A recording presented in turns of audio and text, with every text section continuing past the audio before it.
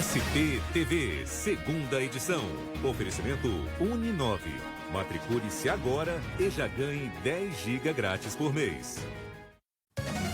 São Paulo ultrapassou a marca de 80 mil mortes pela Covid-19. Os últimos 10 mil casos fatais foram registrados em apenas 13 dias.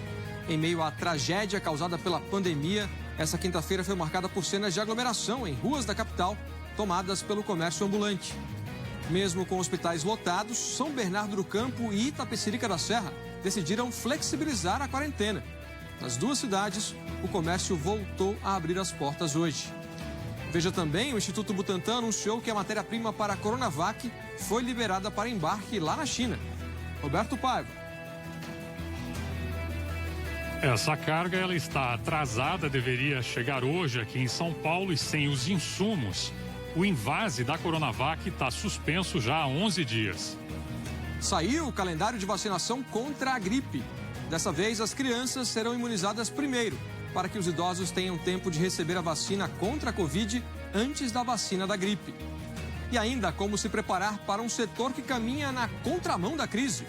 Nossos repórteres mostram que a área da tecnologia tem mais vagas do que candidatos prontos para trabalhar.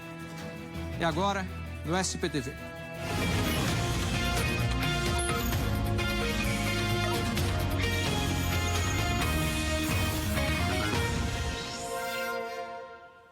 Boa noite. Hoje o estado de São Paulo passou de 80 mil mortes por Covid. 80.742 vidas perdidas desde o início da pandemia.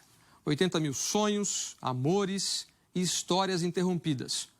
Uma realidade dramática que vem avançando a passos muito mais acelerados. Essa Covid-19, ela está matando qualquer idade, independente de ser idoso ou não. Todos nós somos grupo de risco. O desabafo angustiado, flagrado pela equipe do SP1, é o momento que resume a maior dor que a família já passou. Pai e filho recebem a notícia da morte da esposa e da mãe. Maria Celeste aguardava uma vaga num leito de UTI em Taboão da Serra, mas não deu tempo. Desde o início da pandemia, mais de 80 mil famílias no estado de São Paulo também têm histórias de luto para contar. São Paulo é tão grande que tem o tamanho de muitos países. A população de 44 milhões de habitantes, por exemplo, é comparável à da Espanha e à da Argentina. Mas por aqui morreu mais gente de Covid-19 do que nesses dois países. Foram 80.742 mil pessoas desde o início da pandemia. Na Espanha inteirinha, 76 mil pessoas foram infectadas e não resistiram. Na nossa vizinha Argentina, quase 57 mil vítimas. Cada vida importa e conforme as mortes vão se acumulando, a gente vai apresentando para vocês os marcos. 1.000 mortes, 5.000 mortes, 10 mil, 20, 30, 65 mil mortes. E hoje, infelizmente, nós chegamos às 80 mil. E o que a gente observa é que esses tristes marcos vão chegando cada vez mais rápido. As últimas 10 mil mortes foram registradas em apenas 13 dias. Em 12 de novembro, São Paulo somava 40 mil mortos por Covid-19. Levou 58 dias para passar aos 50 mil. Depois foram 42 dias para alcançar os 60 mil. Mais 24 dias e já eram 70 mil vítimas. E agora esse novo recorde de 13 dias para saltarmos dos 70 para os 80 mil. Antônio, de 77 anos, entrou para essa estatística em março. Ele tinha 3 filhos e 4 netos, que o enchiam de orgulho. A filha Lidiane diz que foi difícil acreditar que a doença que nos assombra há mais de um ano tinha chegado também para a família dela. Eu senti um descaso, não só pelo meu pai, mas por todas as pessoas que a gente via, que chegava no hospital, não tinha leito, tinha que ficar numa poltrona. Quando a gente vê que não tem o medo que você sente o tempo todo de perder a pessoa porque não tem recurso da saúde. Infelizmente, assim, os nossos governantes, as pessoas que cuidam dessa parte, infelizmente deixaram isso no segundo plano, sabendo que poderia chegar uma segunda onda como essa que chegou muito mais forte. Nossos sentimentos às famílias de todas as vítimas. Agora a gente confere aqui o número de casos. Mais de 21 mil novos casos foram registrados nas últimas 24 horas. O total no estado já está perto de 2.600.000 casos desde o começo da pandemia. Agora a gente confere a média de novos casos diagnosticados, que está em 14.421 novos casos por dia. Essa média aqui está 10% menor do que a registrada 2 semanas atrás, o que caracteriza estabilidade. Já a média de mortes continua subindo, está em 715 mortes por dia no estado. Na comparação com 2 semanas atrás, o aumento é de 28%. A gente olha para esses números e se assusta, né? Mas muita gente não. A aglomeração de pessoas nas ruas do comércio popular da capital não tem fim e nem fiscalização. Veja na reportagem de Renato Biasi. É na região da rua 25 de março que a aglomeração não tem fim. Com as lojas fechadas, vendedores ficam no meio da rua. É um vai e vem de pessoas para todos os lados. Tem churrasquinho, comida, água. É como se estivéssemos em 2019, sem a pandemia. Do alto dá para ver que é muita gente. As barraquinhas foram improvisadas no meio da rua para vender as mercadorias. Todo mundo concentrado. Nada de distanciamento social. É como se o perigo do coronavírus não existisse nas ruas do comércio popular. E nada de fiscalização. Agora à tarde a gente passou aqui pelo Largo da Concórdia, no Brás. A situação aqui é bem parecida com a da 25. Portas das lojas fechadas, mas muita circulação de pessoas. Tem muito camelô. As mercadorias estão espalhadas pelo chão para o freguês escolher. E muita gente andando pelas ruas. É como se a fase emergencial não existisse. E com quem a gente conversa, a justificativa é que não dá para ficar em casa. Nós estamos na rua porque precisamos trabalhar, né? E a gente não consegue ficar em casa, temos filhos, né? A gente tem família para cuidar. Como que a gente vai sobreviver sem o trabalho? O trabalho não é o único motivo das aglomerações. De madrugada, uma festa clandestina foi interrompida por policiais civis e o Procon em Interlagos, na zona sul da capital. Era um bar recém-inaugurado, onde estavam 46 pessoas. O estabelecimento foi multado em cerca de R$150 mil. 10 pessoas que trabalhavam no local foram levadas para a delegacia. O professor em gestão pública da Fundação Getúlio Vargas afirma que o ideal é que todos ficassem em casa, mas os governos tinham que dar condições para que isso fosse feito. E como muita gente tem que trabalhar, mesmo no pior momento da pandemia, a fiscalização não funciona de maneira igual para todos. De uma hora fecha uma festa, mas deixa um camelô trabalhar, não deixa um shopping operar, mas deixa uma loja pequena operar. Quer dizer, a polícia vai vivendo nesse fio da navalha, nessa corda bamba e sendo um pouco leniente também com o não cumprimento das medidas determinadas pelo governo do estado de São Paulo. A Prefeitura de São Paulo informou que as 32 subprefeituras realizam ações de fiscalização junto com a PM ou a GCM e que a Rua 25 de Março tem uma base fixa de combate ao comércio irregular. O Procon informou que no sábado e domingo fez 745 fiscalizações sobre a violação do toque de recolher, que vai das 8 da noite às 5 da manhã, e houve 18 autuações. A Vigilância Sanitária Estadual disse que de julho a março fez 5.355 autuações.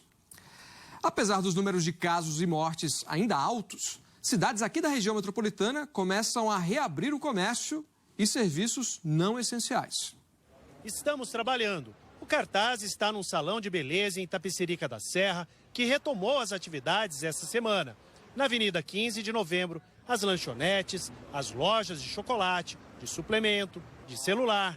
A casa lotérica, que funciona dentro do supermercado, tem fila e nenhum sinal de distanciamento social. No ponto de ônibus, todo mundo junto. As contas não pararam, né? Não estão parando, não teve decreto nenhum para parar, né? E outra, muitos empresários estão prejudicados financeiramente. Perto dali, o shopping também está aberto. Lojas de roupas, eletrodomésticos. Do ponto de vista da prefeitura da cidade, nada disso é ilegal.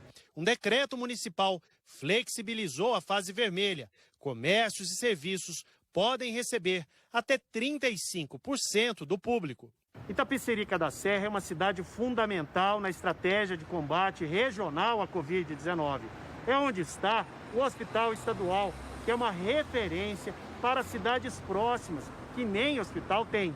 E aqui não tem vaga. Hoje, funcionários nos contaram que tiveram que levar um paciente que veio procurar ajuda para a cidade de Itapevi, a 42 quilômetros daqui. Procuramos a prefeitura. Fomos atendidos pelo chefe de gabinete, que diz que os números da cidade justificam a flexibilização. É uma análise do prefeito que ele fez dos números, por isso que ele tomou essa decisão de flexibilizar em 35%. A nossa fiscalização está acompanhando, os nossos comerciantes estão cientes, todos eles já aprenderam como eles vão se proteger e como vai proteger as pessoas da nossa cidade. E Itapecerica não é a única. São Bernardo do Campo começou o dia com lojas de material de construção abertas. Bares e restaurantes vão funcionar até às 9 da noite. E agora é possível levar comida para viagem. Escritórios também podem funcionar. O decreto de flexibilização foi publicado hoje. O prefeito justificou a medida com uma suposta melhora na taxa de internação em unidades de terapia intensiva. São Bernardo do Campo tem hoje 91% das UTIs ocupadas.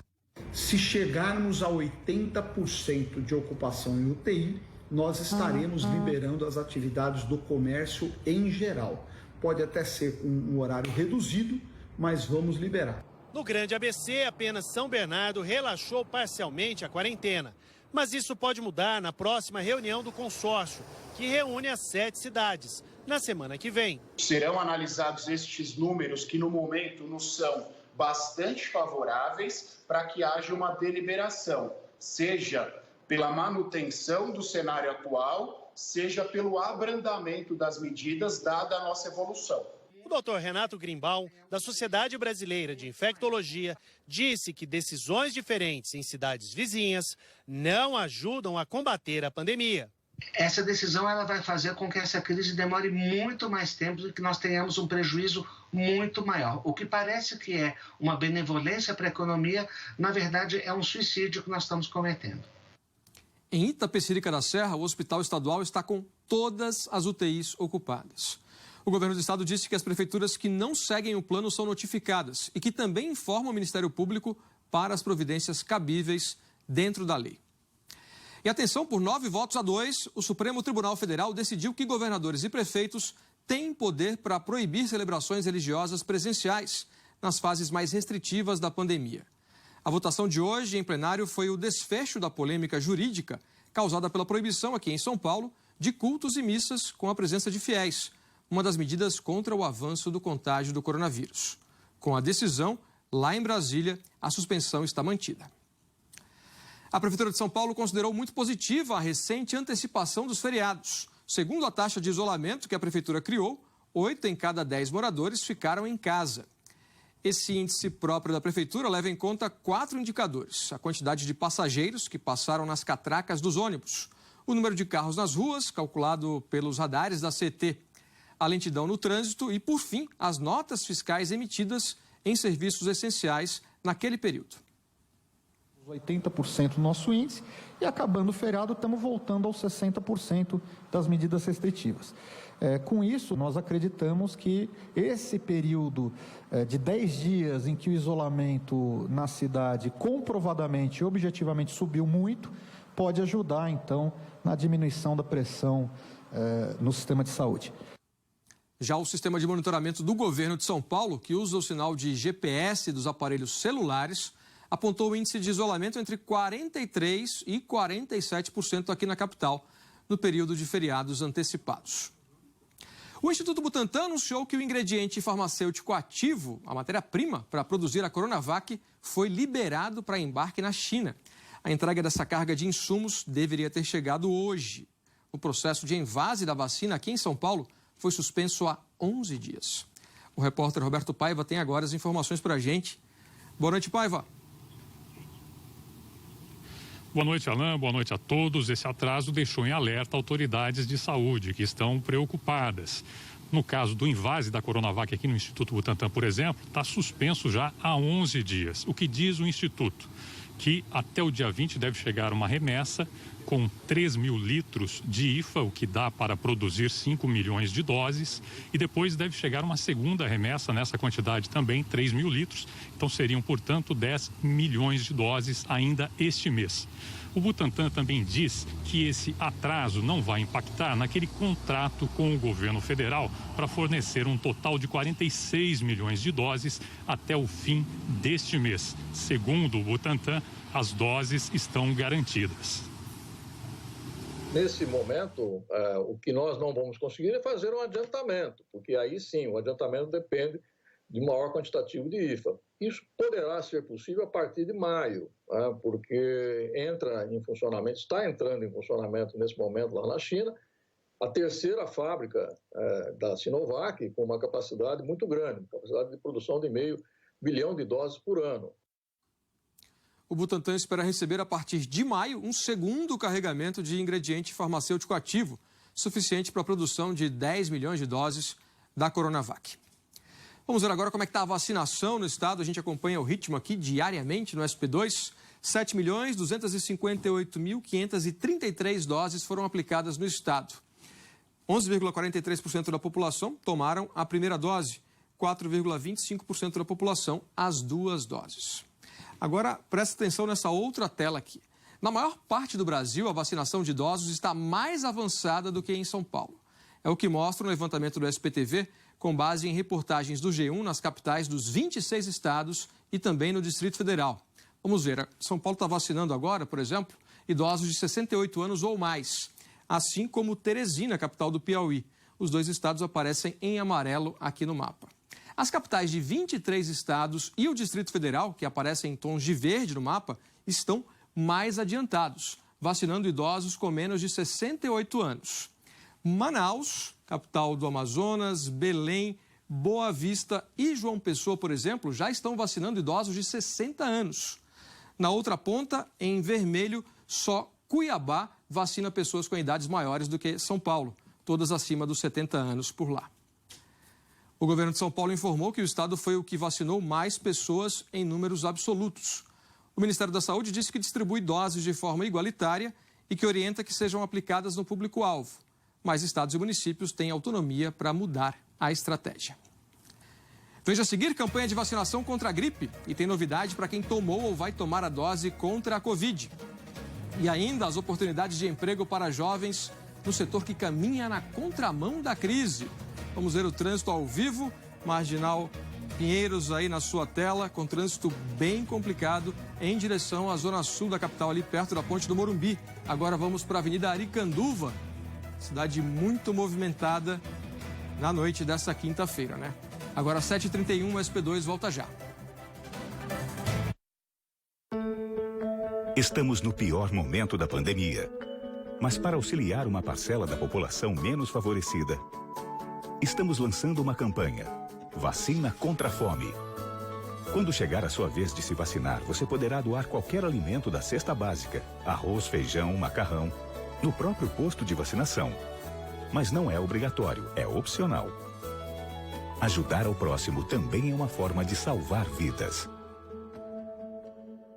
Alexia consegue se infiltrar como secretária na empresa do noivo de Kira. Só tem uma coisa, eu não posso demitir a Renatinha. Aquilo implicava com ela, porque a gente foi namorada há muito tempo atrás. Mas enfim, vocês podem trabalhar juntas. Juntas? Eu ia sair? Essa aí tem nome, tá bom? Josimara dos Santos. Daqui a pouco, salve-se quem puder. O auxílio emergencial já beneficiou mais de 68 milhões de pessoas. Sabe o que isso significa? Uma força para a família da Elizabeth. Um sorriso para a filha da Rosana. Dignidade para o André. E esperança para a Samile. O governo federal continua estendendo a mão para milhões de famílias brasileiras. Chegou o Auxílio Emergencial 2021. Isso é cidadania. Ministério da Cidadania. Governo Federal. Salve, salve, galera. Amanhã no Globo Esporte, vocês sabem, a gente já tá aí há 1 ano sofrendo com a pandemia. E um professor criou o aulão na laje pra galera poder se exercitar com saúde e segurança. Um ano depois, ele segue fazendo o aulão na laje e a gente fez uma nova visita para ver como é que tá o exercício do pessoal, todo mundo com a distância certa. Globo Esporte, 13h, eu tô te esperando. Até lá.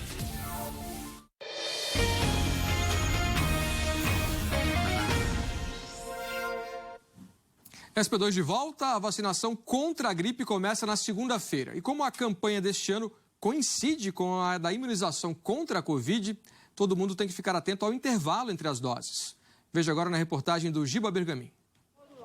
O seu Wilson Batista tem 71 anos. Saiu todo animado dessa UBS na zona sul da capital. Ele não tinha o costume de se vacinar, mas mudou de pensamento na pandemia. É bom se prevenir. A partir dessa agora eu vou tomar todas. E depois da Coronavac, o seu Wilson já vai ter que se programar para tomar o imunizante contra a influenza. Semana que vem já começa a nova campanha de vacinação contra o vírus que já foi um vilão, parecido com o coronavírus, mas é combatido há anos pela vacina da gripe. Na segunda-feira, dia 12, a vacinação começa para crianças menores de 6 anos, gestantes, mulheres que deram à luz, indígenas e trabalhadores da saúde. No dia 11 de maio será a vez dos idosos e profissionais da educação. A fase 3 da vacinação começa em 9 de junho e vai atingir doentes crônicos, deficientes, trabalhadores da área de transportes, profissionais da segurança e sistema prisional, menores infratores e população privada de liberdade. Quem tomou ou vai tomar o imunizante contra a Covid deve respeitar um intervalo de 14 dias entre as vacinas. Então, por exemplo, se uma pessoa tomar a vacina da Covid na próxima segunda-feira, dia 12 de abril, só poderá tomar a vacina da influenza a partir do dia 27. E as autoridades destacam a prioridade deve ser sempre a vacinação contra o coronavírus. Então, se coincidirem as datas e, por exemplo, chegar a sua vez de tomar a vacina da gripe e a vacina da Covid, a orientação é tomar primeiro a vacina contra o coronavírus. A dona Maria Helena tomou a primeira dose da Coronavac há uma semana. Está com o braço preparado para a da gripe, mas sabe que vai ter que esperar um pouquinho. Tomo todo ano. Para mim é muito boa. Fez uma diferença muito grande na parte de gripe, de resfriado, entendeu? O diretor da Sociedade Brasileira de Imunizações destaca que a vacina da gripe é fundamental para evitar internações, especialmente em crianças. A vacinação é a ferramenta mais efetiva no controle da gripe. Num cenário de pandemia de Covid, fica mais importante ainda a vacinação, porque nós vamos desafogar todo o nosso sistema de saúde, reduzindo o número de casos de gripe, de influenza. A Jaqueline, que estava atrás de emprego hoje, junto com o filho Davi, de 6 anos, sabe bem da importância de proteger a criança. Já pega forte, tomando. E aí, sem tomar, eu morro de medo. Os locais de cada campanha de vacinação serão diferentes. As unidades de saúde e drive-thrus ficam com a vacinação contra a Covid. E escolas serão usadas na vacinação contra a gripe. A ideia é aproveitar o momento para atualizar a carteirinha de vacinação. Vamos aproveitar para fazer uma atualização vacinal de todo esse público, sobretudo de crianças, bebês e de mães que não tiveram a oportunidade, por conta da pandemia, de serem vacinadas regularmente durante o último ano. Quem está com Covid ou teve a doença há menos de 28 dias não pode tomar a vacina contra a gripe. E como a previsão de volta às aulas na capital é também na próxima segunda-feira, a Prefeitura informou que as escolas vão dar apoio à vacinação em áreas que não serão usadas no período escolar. Agora a hora da previsão do tempo com a Anne, quem gosta de calor, né, Anne, tem que aproveitar os próximos dias pelo jeito, não é isso? Boa noite. O tempo vai mudar semana que vem. Boa noite para você, Alain. Boa noite a todos. Hoje nós tivemos uma tarde ainda agradável. A máxima chegou aos 26,5 graus, mas o calor vai se intensificar até o fim de semana. Amanhã o tempo fica firme em praticamente todo o estado. Olha aqui, está todo amarelinho. Só que no extremo sul do estado, aí sim, pode ter chuva bem isolada. No interior, esquenta. Em Jales e Olímpia, por exemplo, a máxima deve chegar aos 32 graus. Presidente Prudente, 33. Taubaté, 29. E Itapeva, 26 graus. Na Grande São Paulo, a madrugada vai ser fria, com mínima de 14 graus em Poá. Olha aqui. São Caetano do Sul, 15. Mesma temperatura de Caieiras. E 16 em Juquitiba. Até o meio da tarde, a temperatura sobe e chega aí aos 27, 28 graus. Aqui na capital, Alain, a sexta-feira começa com nevoeiro, vai esfriar ao longo da madrugada, a mínima chega aos 15 graus. E como tem previsão de pouco vento e poucas nuvens, facilita a formação do nevoeiro. E a máxima amanhã deve chegar aos 28 graus. E no final de semana, como é que fica? Então, esquenta ainda um pouco mais, né? O fim de semana vai ser com tempo firme. No sábado, máxima de 29 graus e no domingo 30, com madrugadas frias ainda. Na semana que vem vai chegar uma frente fria e aí as tardes vão ficar mais frescas. Não dá para ainda bater queixo, mas eu vou contar mais sobre esse friozinho que chega amanhã, tá bom? Até amanhã, Anny. Para quem procura emprego, a área de tecnologia tem mais vagas do que candidatos prontos para o trabalho. Uma boa notícia, principalmente para os mais jovens. Gostar de computador e passar horas diante dele é bem comum entre os jovens. Mas se aprofundar para valer no assunto, nem tanto. A Ana Clara adora. Quando você começa a entender a linguagem do computador, quando você entra na interface, você percebe que você pode fazer coisas para que os outros consigam mexer. É uma coisa maravilhosa. Aos 18 anos, mal terminou um curso avançado na área e já foi contratada como analista júnior numa empresa de administração de dados. E ela sabe como isso ainda é incomum nessa faixa de idade. Eu diria que falta incentivo na escola mesmo, com os pais. Incentivar a autoconfiança, revelar capacidades, é parte do trabalho do PROA, uma ONG criada por um grupo de empresários. Ela oferece cursos de programação para alunos de escolas públicas. Durante os 14 anos do PROA, a gente tem mais de 80% dos jovens que estão trabalhando em grandes empresas e a renda per capita da família triplicou. As inscrições para uma nova turma a partir de agosto estão abertas. Os candidatos devem ter entre 17 e 22 anos, estar cursando ou ter concluído o 3º ano do ensino médio e precisam morar na capital ou na região metropolitana. Há um processo seletivo e 150 vagas disponíveis. O mercado de trabalho em TI, a tecnologia da informação, deu um salto a mais com a pandemia, pelo avanço da internet no dia a dia das pessoas. Só no ano passado, foram 59 mil novas contratações no Brasil, num universo que já passa de 1.600.000 trabalhadores. Mas a falta de mão de obra prevista para os próximos anos também é grande. Para uma demanda de 70 mil profissionais, só 46 mil formados. A estimativa é da Brascom, associação que reúne empresas com interesse no setor. E poderia ser bem diferente. O Brasil tem vocação. Uma boa parte da tecnologia utilizada no Brasil é desenvolvida no Brasil, principalmente pelas empresas de serviço. Se a gente não for competente nisso, nós podemos ter uma estagnação ou até mesmo uma diminuição do próprio setor, e aí uma parte da tecnologia a gente vai precisar importar. A solução passaria por melhorar o ensino regular, que tem conteúdos defasados e pouco interessantes. E superar também um certo bullying contra quem gosta de tecnologia. É aquela coisa, né? Ah, não, isso aí não é para mim, isso aí é coisa de nerd. João Vitor, de 18 anos, enfrentou as piadas. Eu sofri algumas coisas do tipo, você é nerd, você não vai, talvez, conseguir uma namorada, você não vai, talvez, sair para baladinhas ou coisa do tipo, né?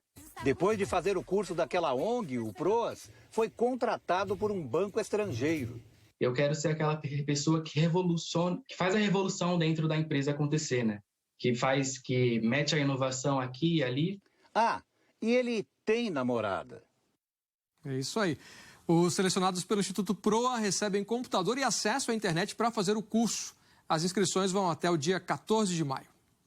Agora futebol. Palmeiras venceu o Defensa e Justiça da Argentina no jogo de ida da Recopa Sul-Americana. A disputa reúne o campeão da Libertadores e o da Copa Sul-Americana. Em Buenos Aires, o William passou para Rony, que levou a melhor sobre o marcador e tocou na saída do goleiro. 1-0 Palmeiras. No segundo tempo, o Brian Romero recebeu na entrada da área, livre de marcação, e bateu colocado para deixar tudo igual. O Palmeiras voltou a ficar na frente com a cobrança de falta de Gustavo Scarpa. O goleiro ainda tocou na bola, mas ela foi parar no fundo do gol. Com a vitória por 2-1, o Palmeiras joga pelo empate na partida de volta, na próxima quarta-feira, para ficar com o título. Esse jogo está marcado para Brasília, mas pode não ser disputado lá. O Tribunal Regional Federal da Primeira Região determinou hoje a volta do lockdown no Distrito Federal. Com isso, eventos esportivos ficam proibidos. O governador Ibanez Rocha já recorreu da decisão. Além da Recopa, outros 2 jogos também estão marcados para o estádio Mané Garrincha nos próximos dias. A final da Supercopa do Brasil, no domingo, entre Palmeiras e Flamengo. E a partida do Santos contra o São Lourenço, na terça-feira, pela Libertadores. São Lourenço também da Argentina. O SPTV termina aqui, as reportagens estão no Globoplay. O Jornal Nacional começa às 8h30 e no G1 você encontra mais informações sobre a Covid-19. Boa noite e até amanhã.